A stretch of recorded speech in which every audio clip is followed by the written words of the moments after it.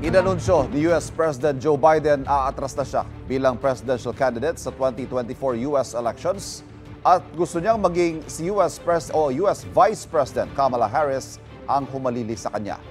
Sinabi po yan ni Biden sa kanyang X account. Mas makabubuti raw para sa Democratic Party at sa Amerika kung tututukan niya na lang ang kanyang natitirang termino hanggang January 2025.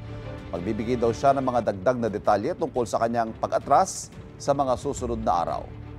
Nagpasalamat si Harris sa pag-endorso sa kanya ni Biden bilang kapalit niyang presidential candidate ng Democratic Party. Layunin daw niya ang makuhang tiwala ng iba pa nilang kapartido. Sa mga naunang panayam, sinabi ni Biden na pag-iisipan niyang umatras kapag may medical condition siya. Nitong July 18, nagpositibo si Biden sa COVID-19.